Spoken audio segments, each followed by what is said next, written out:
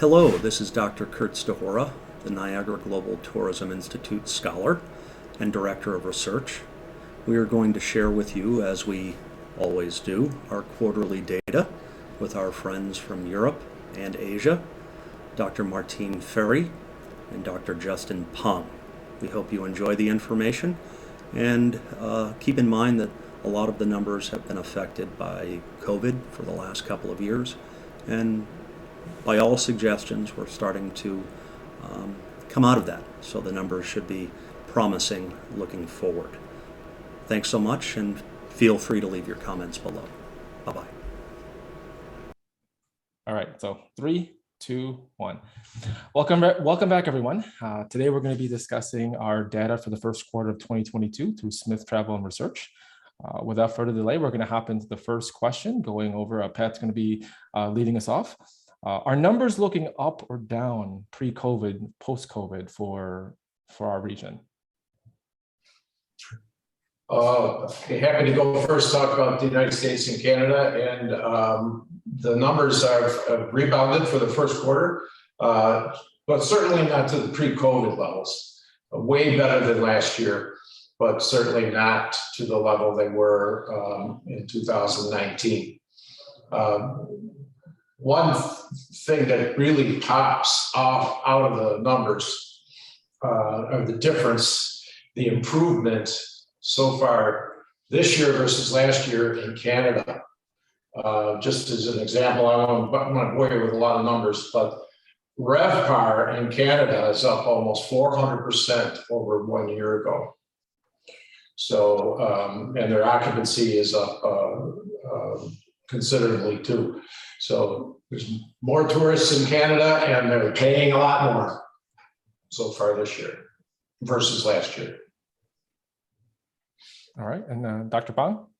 Oh, well, let me talk a bit about occupancy for the Asian region. Just for everybody to note that during the January-February period, there was a spike in the Delta COVID virus in Asia. So that really affected many of our cities here. Take, for example, Hong Kong in December last year, they had about 66% occupancy. But in February, they were down to about 48. Hanoi was about 32% occupancy. They dropped to about 26 in February. Ho Chi Minh City wasn't really affected. There wasn't an increase in cases there.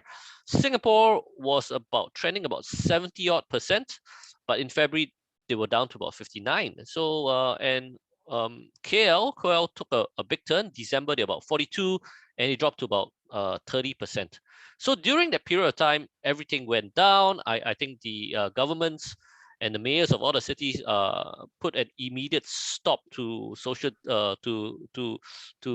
gatherings. They enforce social distancing as well. But right now, what I foresee is that I reckon that occupancy will go up. The reason why this is so is because Hanoi is going to host the Asian Games soon, and they are hosting the Asian Games from the 12th to the 23rd of May, and they have basically very much lifted most of the COVID measures, except the wearing of masks. They allow people to dine openly and freely, and this is the same for Singapore and KL as well. Singapore has lifted its COVID measures. Now you can actually go out into the open without wearing a mask. You need to wear a mask when you're indoors. No more social distancing, and it's the same for KL as well. And right now, Singapore and KL has reopened the causeway, and people can travel freely. The only issue that I feel is currently persisting is Hong Kong. Hong Kong had a very bad COVID problem, and right now, from what I've heard, they've just recently opened over the last few days. Visitors still need to have a 14-day quarantine period, although now they have allowed foreigners to come in. Okay, so regarding Europe, globally, numbers are unexpectedly high. From March 21 to March 22, all KPIs have boomed, and in some region of Southern and Eastern Europe, it is even higher than in 2019. We are 100% at the heart of the revenge travel trend, and short stays are popular.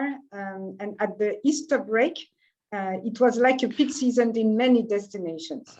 Of course, the favorable weather conditions has played a crucial role. However, the willingness to have good times and relax in the complex world is a real motivation.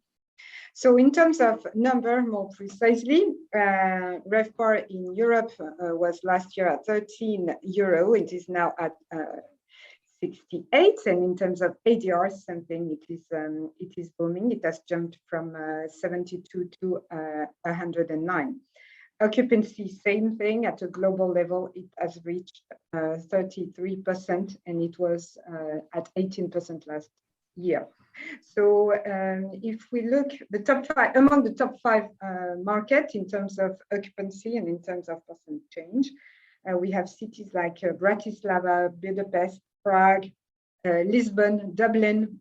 So it is a major element to notice. It is a little bit different in terms of RevPAR. We still have Bratislava, Dublin, Lisbon, Prague, and London, because here it is booming because there are no restrictions, and we are back to the normal world in London. So it was great to be there and to live as if COVID wouldn't exist. Thank you. And on the Niagara Falls side, it was good insight from last year, obviously, that the area had a great year. Dr. Pang, you mentioned the allowing of foreigners to come back into certain areas. Last year for Niagara Falls, we saw some great numbers because of the Canadian border still being closed, or at least restricted travel across the border. More recently, and Pat, I'll reach out to you on this one. The restrictions have been lifted, or at least eased, for more free-flowing travel across the border. How that might affect how our next quarter would look like now that tourists can now go into Canada as opposed to not being able to enter the region last year. Yeah, I think yesterday, Canada relaxed the requirement to have a quarantine plan if you enter Canada and then test positive for COVID. I know last week I went to dinner in Canada, and that requirement was still there. And frankly, I had to make something up for a quarantine plan because I was only going for dinner. I don't have a 14-day plan for where I'm going to stay and how I'm going to get food and water. It was kind of silly to have that requirement in place, in my opinion. But thankfully, that has been relaxed. So what that does in Niagara Falls, New York, is tourists can come here from, say, Arkansas and stay for several days in Niagara Falls, New York, and still go to Niagara Falls Canadian side because they don't have this requirement to come up with a quarantine plan, which is almost impossible to do if you're not from the area. So relaxing those kinds of border restrictions is, I think, very, very helpful, especially for Canada-wide tourism, but especially in border communities where we have a lot of this in Seattle, Vancouver, for example, Detroit and Windsor, Ontario, Niagara Falls, New York, and Niagara Falls, Canada. We have a lot of two-nation vacations. So we market that you can come to this area and experience a vacation on both sides of the border. And with these kinds of restrictions, those things were out the window. You couldn't really do that. So this is a big thing to have these restrictions being removed. Thank you. All right, and jumping into, we kind of touched upon it already in certain sections. Dr. Pang, I'll lead off with you. How have RevPAR rates or room rates gone up or down throughout the pandemic? All right. I'm looking at room rates right now, and the room rates for Hong Kong, Vietnam, as in Hanoi and Ho Chi Minh City, and KL has pretty much stayed the same as compared to last year, February to February. But Singapore's ADR has jumped massively. Last year in February, they were about 88 US dollars. This year in February, they're about 131. This is surprising considering that Singapore took a hit in occupancy in February at the same time, January and February, as I spoke earlier on. But I believe the hotels were confident that they could maintain that rate, so they stayed that rate. And it was a very short period of time before Singapore decided to open up the hotel, the country to the world. I mean, there's no more restrictions. Right now, if you travel to Singapore, there's no more quarantine. Likewise, for Hanoi and Ho Chi Minh City, you can just fly right in, and if you are vaccinated, you can show proof of vaccination, that's fine. And it is also the same for Singapore. So I reckon that room rates will definitely start to go up because you have international tourists coming in, back to Singapore, back to KL, and also to the many tourism spots in Vietnam. And I think a lot of people are heading on to Vietnam because people have been stuck at home stuck in their countries for the last 2 years, and they're just itching to go out to travel again. So a lot of people from Singapore and the neighboring countries are all going to Vietnam, and likewise they're going to Singapore as well. The only country or the only city I'll say that is having an issue would be Hong Kong, because right now Hong Kong is still having quarantine of 14 days. I think this is just scaring people away from going to Hong Kong, and people don't want to fall sick. And even though they have allowed visitors to come in, I don't think anybody wants to take that chance. Yeah. And just a quick follow-up to what you're saying about the 14-day quarantine, and Pat's mentioned about Canada. That was one of the things that kept myself and probably a lot of folks from going into Canada, is because of all the restrictions. It's almost saying we're open, but we're not really open because you're putting all these hurdles, and it's difficult. Even I'm local, and having a 14-day plan just on the off chance that I test positive on a random test coming back, and I have to have a hotel picked out, something. It just added to the stress level of trying to cross the border. So we thought, let's just not go. Yeah, so just it not just risk makes it. it difficult. Absolutely. And Dr. Ferry? I have mentioned already a couple of numbers, but I would like to highlight the fact that in the books we are super optimistic because for the summer to come. For the moment, for this specific period, March, I would like to emphasize the fact that there are a lot of business back on track, and a lot of business trip.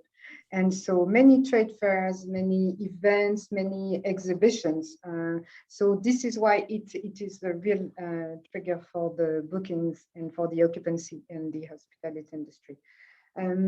However, I mentioned the top 5 markets being for some of them in the eastern part of Europe, and obviously this number will fall down due to the war in Ukraine, and this is a major concern.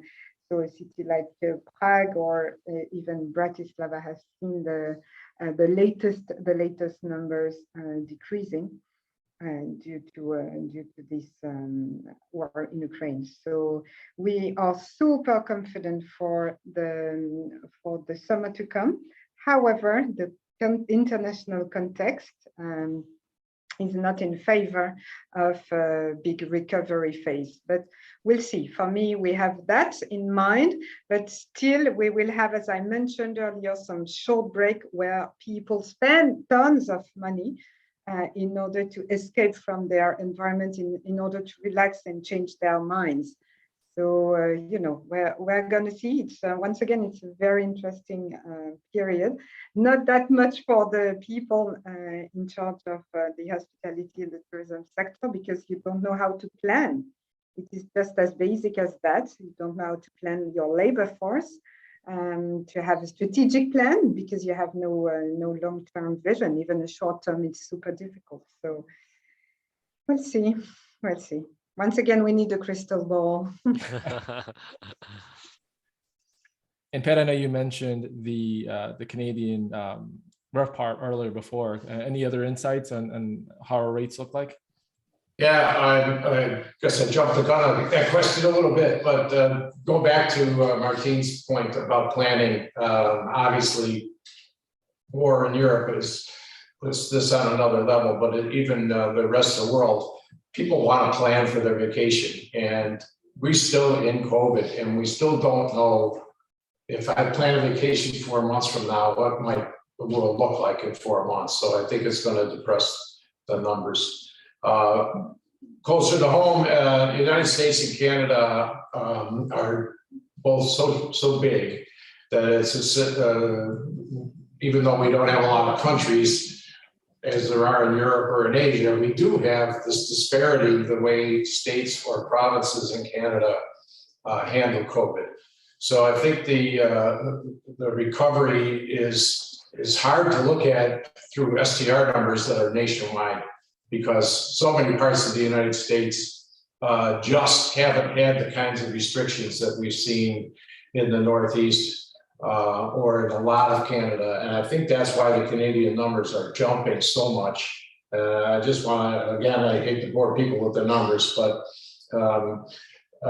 in Niagara Falls, Canada, the occupancy rate went from 17.6% to 45% last month. I mean, that's a striking increase. But what's more striking, and I've said this before, the RevPAR went from $13.81 to $65. So, and normally we look at these occupancy numbers and say, well, the occupancy went up, so of course there's supply and demand issues that drive the price up. But at 45%, I don't think we have a shortage of supply. The supply is clearly there, but the price of a room is really jumping. And I think that speaks to the employee situation. We just don't have enough employees. We got to pay employees more. And that price is being reflected in the price of a room.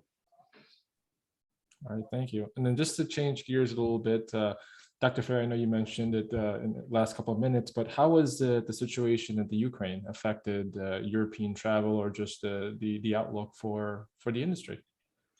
Obviously, all the travels for and from Eastern Europe are affected. And so this is something which is super important for destination in Southern Europe, such as the French Riviera, for instance, where we have traditionally a Russian market and Russian people visiting. So some specific destinations are severely hit, like Monaco, Nice, for instance, because there were Russian people were among the first tourists to visit. So, and you know, there is a visa policy, and the fact that that plane cannot travel in Russia is also affecting the tourism industry as a whole, because the airplanes need to modify their routes, so it's their itinerary, so it's super this is something which need to be taken into consideration as well, because due to the inflation rate, everything is, you know, is so complex and have so many consequences. So in addition, people will tend to look at the dead last minute, because who knows what would be the future developments. So once again, we are back to our planning problems. In the books, there are some bookings, many of them, but the cancellation policy is so in favor of the client that you never know. And the hoteliers and all the people from the industry, they tend to be in favor of the clients, but these cancellation policies are playing a crucial role in the yes or no finally position. So for the clients. So it's definitely a difficult time, even if, as I mentioned, people want to relax and have a bit of fun in our crazy period, in this crazy period. Thank you. And Dr. Pang, how are things, or how the situation in Hong Kong and China in your perspective? Well, I'm going to interject on what Dr. Ferry has mentioned earlier with regards to the war in Ukraine. Just to let you know, in Vietnam, we have huge Russian travel segment here, and that's affected us as well. I mean, because of the travel from Russia to Vietnam, a lot of Russians are not traveling given this current period of time, and also because of COVID. So definitely Vietnam is taking a longer time to recover, given the war in Ukraine. But I mean, the entire world has definitely been affected by the war. Given the situation in China, right now there's a new outbreak going on in Shanghai, and I guess people know about this, and the outbreak it's so bad that even the local Shanghainese have been told to lock themselves in and get themselves quarantined. So a lot of people are watching the news from all over the world, and we all know that Shanghai is a key gateway cities, but people wouldn't want to go to Shanghai. I mean, firstly, I mean, in case they do catch COVID, but I reckon that they are more worried about being stuck there and not knowing when can they leave, or what are their plans are going to be like. And bracing ourselves, I've also heard that there might be a new outbreak in Beijing, but once again, I'm looking into my crystal ball, and I do not know what's going to happen with that. So I reckon this is probably what the Chinese government is trying to do to embrace a zero COVID policy. I think it's going to be really tough, and the measures they're going to take is definitely going to affect the hospitality and tourism line of Shanghai, definitely, and perhaps even Beijing, because of rumor speculation. And even as we talk about folks try to plan their trips 2 to 4 months ahead of schedule, ahead of time, but not necessarily if they're traveling to a region, but just hearing about the issues with travel and everything else, it kind of messes around with your psyche about, should I be traveling now, given that this is happening around the world? So it does play a factor in that decision making, even though you're not traveling specifically that hot zone or that region. It pops into your mind of, do I really need to plan something in the next 2 to 4 months, given that things are popping up around the world? So it's not just isolated in one region, it's popping up more and more in more areas, where it makes you rethink once again about, should I be traveling again? Right. Well, once again, we have these updates, just we go into the numbers as far as the hotels are concerned, but once again, so many different factors play into that, whether it's policy, whether it's local events, whether, once again, it's the situation in the Ukraine. But thank you again for the expertise and sharing your insights from around the world. I go back on my optimism pitch here, where we're hoping that our next discussion for the second quarter, we'll go through ups and downs. We've been used to it for the last 24 months, but I'm hoping for better numbers and better situations from each of the regions. All right, we'll tune again next time. Thank you, everyone. Thanks a lot. Bye. Have a nice day. Bye. Bye. Bye.